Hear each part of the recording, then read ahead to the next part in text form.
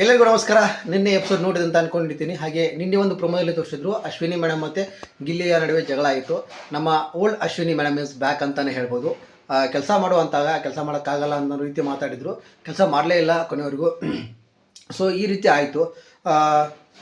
ಮೊದಲು ಯಾವ ರೀತಿ ಜಗಳ ಆಡ್ತಾರೋ ಮತ್ತೆ ಅದೇ ರೀತಿ ಅದೇ ಫಾರ್ಮ್ಗೆ ಮರಳಿದ್ದಾರೆ ಅಂತಲೇ ಹೇಳ್ಬೋದು. ಗಿಲ್ಲಿ ಕ್ಯಾಪ್ಟನ್ ಆಗಿದ್ದಾಗ ನಾನು ಕೆಲಸ ಮಾಡಲ್ಲ, ಕ್ಯಾಪ್ಟನ್ ಆದರೆ ನಾನು ಕೆಲಸ ಮಾಡಲ್ಲ ಅಂತ ಹೇಳಿದರು. ಸೊ ಅದಕ್ಕೋಸ್ಕರ ಏನಾದರೂ ಮಾಡ್ತಿರ್ಬೋದು ಅಂತ ಗೊತ್ತಾಗಲಿಲ್ಲ. ಸೊ ಅದೆಲ್ಲ ಆಯಿತು. ಜಗಳ ಆದಮೇಲೆ ಏಕವಚನ ಬಹುವಚನ ಅಂತ ಮೊದಲು ಏಕವಚನ ಇವರು ಮಾತಾಡ್ತಾರೆ, ಆಮೇಲೆ ಗಿಲ್ಲಿರು ಮಾತಾಡ್ತಾರೆ, ಆಮೇಲೆ ಅಶ್ವಿನಿ ಮೇಡಮ್ ಹೇಳ್ತಾರೆ ನೀವು ಏಕವಚನ ಮಾತಾಡೋದು ನನಗೆ ಇಷ್ಟ ಅಲ್ಲ ಅಂತ. ಸೊ ಸುದೀಪ್ ಸರ್ ಆಗಲೇ ಹೇಳಿದ್ದಾರೆ. ಸೊ ನೀವು ಯಾರಿಗೆ ರೆಸ್ಪೆಕ್ಟ್ ಬೇಕು ನಿಮಗೆ ಅಂತಂದರೆ ನೀವು ಇನ್ನೊಬ್ರಿಗೆ ರೆಸ್ಪೆಕ್ಟ್ ಕೊಡೋದನ್ನ ಕಲೀರಿ ಅಂತ. ಸೊ ಅದನ್ನು ಇಬ್ಬರು ಅರ್ಥ ಮಾಡ್ಕೋಬೇಕಾಗಿತ್ತು ಅಂತ ನಾನು ಹೇಳಕ್ಕೆ ಇಷ್ಟಪಡ್ತೀನಿ. ಸೊ ಇದಾಯಿತು. ಇದಾದಮೇಲೆ ನಿನ್ನೆ ಒಂದು ಟಾಸ್ಕನ್ನು ಇರುತ್ತೆ, ನಾಮಿನೇಷನ್ ಮಾಡೋದು.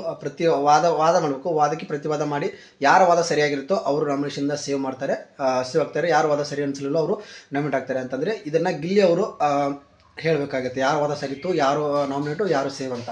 ಸೊ ಇಲ್ಲಿ ಸ್ವಲ್ಪ ಫೇವರಿಸಮ್ ಆಯಿತು ಅಂತ ಎಲ್ಲರೂ ಹೇಳ್ತಾಯಿದ್ರು. ಬಟ್ ಫೇವರಿಸಮ್ ಎಲ್ಲೂ ಆಗಿಲ್ಲ. ಸೊ ಕ್ಯಾಪ್ಟನ್ಸಿ ಏನಿದೆ ಅದನ್ನು ಸರಿಯಾಗಿ ಗಿಲ್ಲಿ ಮಾಡಿದ್ದಾರೆ ಅಂತ ನನಗಂತೂ ಅನ್ನಿಸ್ತು. ಯಾಕಂತಂದರೆ ಒಂದು ವಿಡಿಯೋದಲ್ಲಿ ನೀವು ನೋಡಿರ್ಬೋದು, ಅಶ್ವಿನಿ ಮೇಡಮ್ ಮತ್ತು ಧ್ರುವಂತವರು ಕೂತ್ಕೊಂಡು ನಾಮಿನೇಟ್ ಬಗ್ಗೆ ಮಾತಾಡ್ತಾ ಇರ್ತಾರೆ. ನಾಮಿನೇಟ್ ಬಗ್ಗೆ ಕುತ್ಕೊಂಡು ಚರ್ಚೆ ಮಾಡುವ ಹಾಗಿಲ್ಲ ಅಂತ ಬಿಗ್ ಬಾಸ್ ಅಷ್ಟು ಸಲ ಹೇಳಿದ್ರು, ಕೇಳ್ತಾ ಇಲ್ಲ. ಸೊ ಹೀಗಾಗಿ ಧ್ರುವಂತ್ ಹೇಳ್ತಾರೆ ನನ್ನ ತಲೆಯಲ್ಲಿದ್ದು ಗಿಲ್ಲಿ ಬಿಟ್ಟರೆ ಗಿಲ್ಲಿ ಇಬ್ಬರು ಕೂಡ ನನ್ನ ತಲೆಯಲ್ಲಿದ್ರು ಅಂತ ಹೇಳ್ತಾರೆ.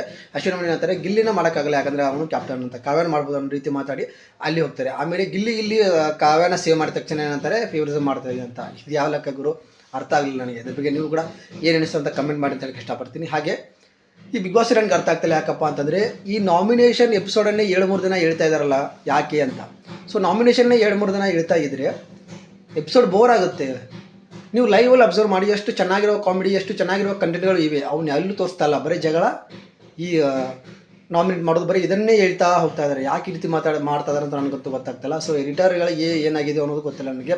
ಸೊ ನನಗೆ ಅನಿಸಿದ್ದು ಇಷ್ಟೇ, ಒಂದೇ ನಾಮಿನೇಷನ್ನ 2-3 ದಿನ ಹೇಳ್ತಾ ಹೋದರೆ ಕ್ಲಿಕ್ ಆಗಲ್ಲ. ಬಿಗ್ ಬಾಸ್ ಮುಗಿಯೋಕೆ ಬಂದಿದೆ, ಹತ್ತಿರ ಬರ್ತಾ ಇದೆ. ಸ್ವಲ್ಪ ಇಂಟ್ರೆಸ್ಟ್ ಬರೋ ಥರ ಮಾಡಿ ಅಂತ ಕೇಳ್ಕೊಳ್ತೀನಿ.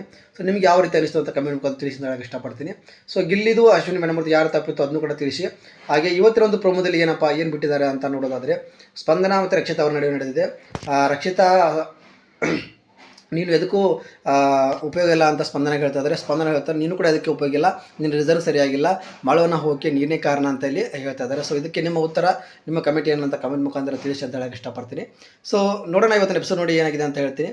ಸೊ ನಿಮಗೆ ಈ ಪ್ರೊಮೋ ನೋಡಿ ಏನು ಅನಿಸ್ತು, ಸ್ಪಂದನ ಕರೆಕ್ಟಾ, ರಕ್ಷಿತಾ ಕರೆಕ್ಟ್ ಅಂತ ಕಮೆಂಟ್ ಮಾಡೋದನ್ನ ಮರಿಬೇಡಿ ಅಂತ ಹೇಳ್ತಾ ಮತ್ತೆ ಸಿಗ್ತೀನಿ. ಬಾಯ್.